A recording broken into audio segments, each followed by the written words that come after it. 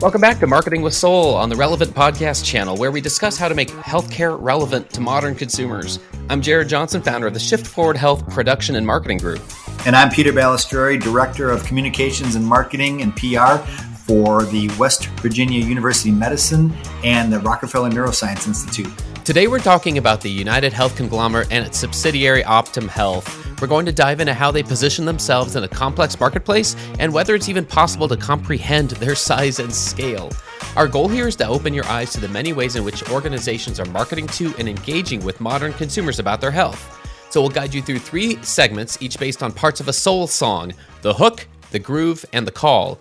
These episodes are fast moving, so let's get right into it. Peter, let's start with the hook regarding United and Optum.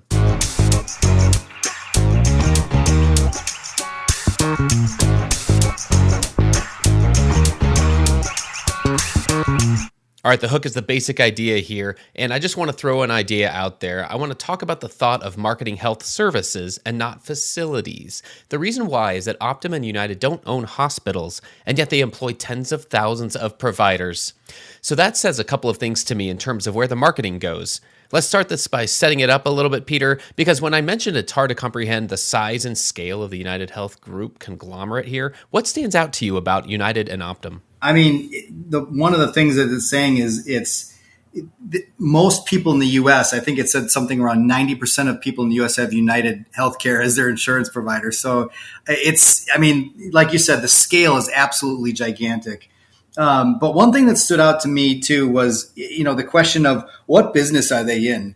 And they said, really, it's actually very simple. It's just about everything but but hospitals or nursing homes. So again, the grand scale of what they're doing here is pretty amazing. It's an amazing portfolio. It really is. Optum/United just blinks in giant neon in my mind of one of those national conglomerates. It's a Fortune 10 company. It's larger than ExxonMobil. Yep. It's larger than most companies that the world has to offer. So yeah, part of me says it's a little surprising how well they're able to do this, but I think that's the point here. So that's the hook. We're going to talk about marketing health services rather than facilities. So let's dive into the groove.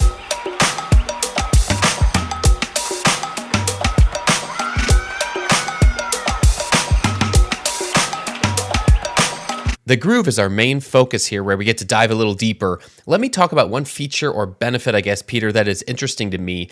That is under the Optum Health umbrella. Again, we could spend the whole segment just describing the organization and the billions of dollars that flow through United and Optum, but we're going to talk about their consumer side. So this is the consumer side of Optum. This is where they have Optum Rx, the prescription drug benefit area. So in January of this year, Optum launched a tool called Price Edge, and the goal is to automatically provide members the best available prescription drug prices. And I'm interested in this because, again, where we talk about you competing with payviders, a lot of health systems do have a health plan arm. So that's something that's been pioneered for quite a while now, and it's been out there for a while. So I'm guessing there are mixed successes in terms of having that structure. But in theory, what a health plan does is it helps to correct some of the incentives that are out there to align the healthcare of a community with the business of the healthcare organization. In other words, to me, part of the challenge has always been the need to market a lot more higher-end services and procedures in order to increase your growth as a healthcare system, as a provider organization. And I know that's a little cynical sounding, but it's absolutely part of the conversation that happens a lot of let's just invite as many people as possible to undergo these procedures. So what having a health plan does is align those incentives a little bit more, in theory at least. Again, that's very extreme and it's just one example, but it's part of the conversation of how to grow the profits and revenues of a healthcare organization, and we all know that. So when we're talking about something like this, one simple tool in my mind is pretty simple. I haven't had a chance personally to test drive Price Edge yet, but I do plan to. And what it supposedly does is that they compare it to most direct-to-consumer prescription drug prices. Optum says that they already offer a lower price nearly 90% of the time, so Price Edge just scans the available prices and it automatically provides that lowest available price to the member. So if there's a lower cost outside of their insurance benefit, then Price Edge automatically applies that price. In theory, it sounds like a great thing. Again, I don't know how successful it is, and I don't know how easy or difficult it is to use, but I know they're marketing this feature in particular as just one of the benefits of membership in one of their plans. So when I'm talking about marketing like one specific tool that goes even way beyond marketing service lines and centers of excellence and procedures, it's a certain feature that they're trying to say, look, we're trying to make things easier for you. And I think that's interesting because you have to dig down. When you're looking on the page, you have to be like way down on the page before you say, oh yeah, this is part of United. Oh wait, yeah, that's part of my membership. That's my plan. So depending on how we engage with the health plan, it's not always clear to us what's available. And I don't think it necessarily makes it more or less difficult to engage in our health. But that's where I'm going with this. That's where my thought is here. What else is standing out to you, Peter, about either this price edge tool or other ways that Optum and United market to us?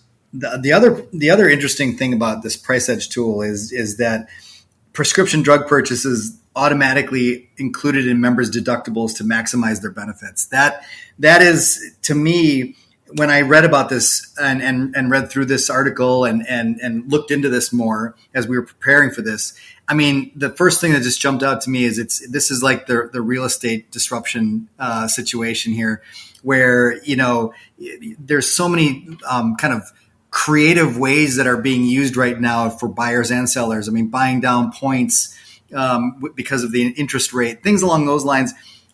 I'm actually really intrigued by this. I just think that this is, again, back to providing people the most affordable access to the prescription drugs.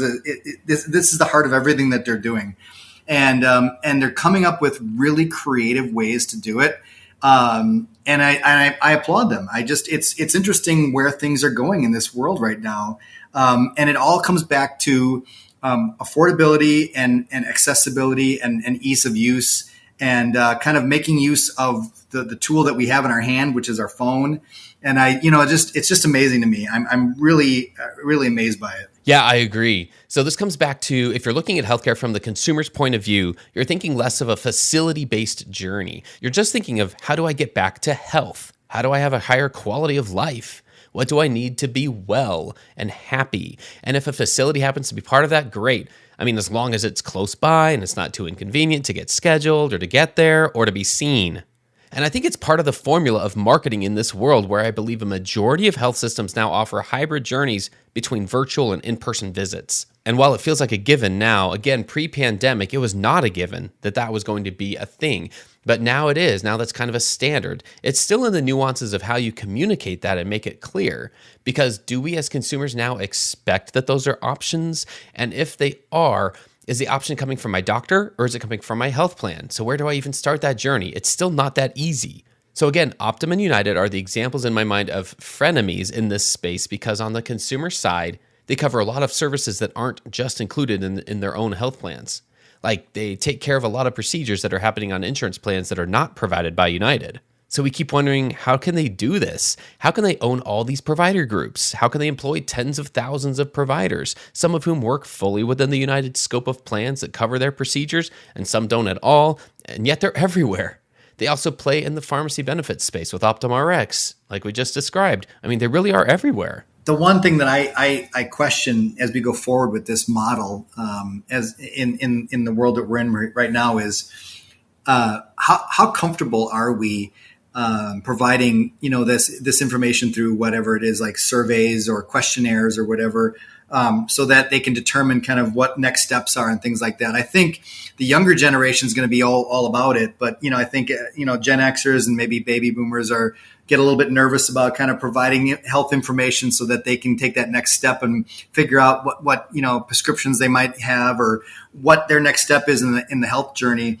I'm interested to see how that works, because I think that's a big part of this with PHI and privacy laws and things along, and HIPAA and all those kind of good things, because you're getting into kind of providing your information to not your typical doctor at a doctor's office anymore, right? You're putting a lot of things online and things along those lines. So just something to think about as we go forward. That could probably be a whole nother series of podcasts, but something just to think about as we go forward when you're deciding what route you want to take as we go forward in healthcare. Yeah, I agree. That's great. All right, well, why don't we move on into the call?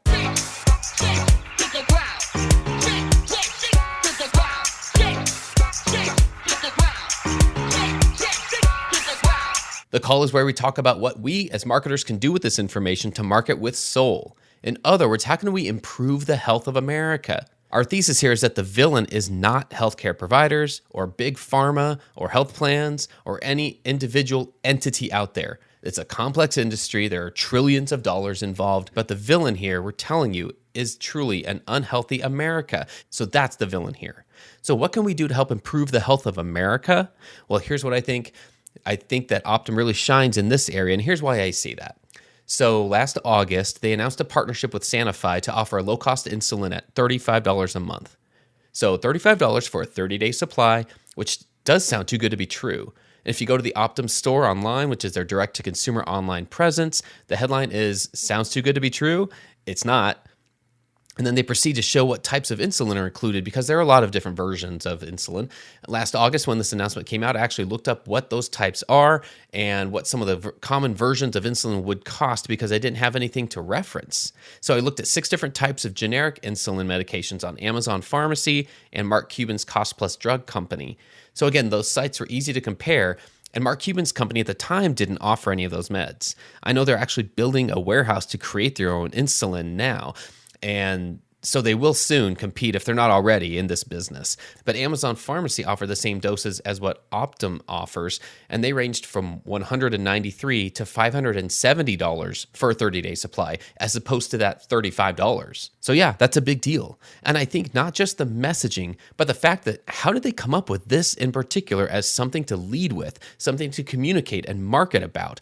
Here's one way that we're here to help you live healthy, because the insulin-dependent life is not an easy life. It's just one of those reminders every day of how to engage with healthcare. And I'm commending them for whatever the process is that got them to this point, that that's a thing that they're offering. I think it's easy to say that that's one way that they're helping improve the health of the country. Yeah, and on the other side of that coin, and this one in particular is really important when you talk about insulin is, and we talked about this already. We discussed this, you and I, before, and I'm sure it'll be in other podcasts, is this idea of, well, how do we actually reduce the amount of people on insulin going forward? And that's what we talked about in these podcasts about trying to get a healthier America. Let's be more proactive about our health rather than reactive.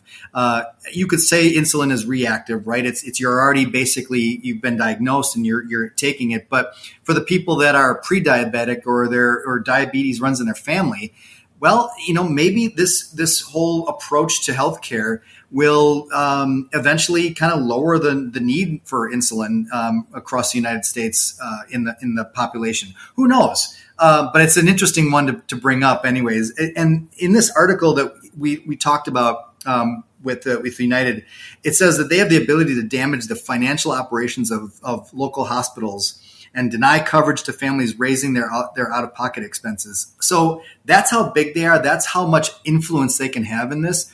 I think there has to be a healthy kind of tit for tat, if you will, in the world we're in with hospitals and with this kind of this kind of disruptor approach.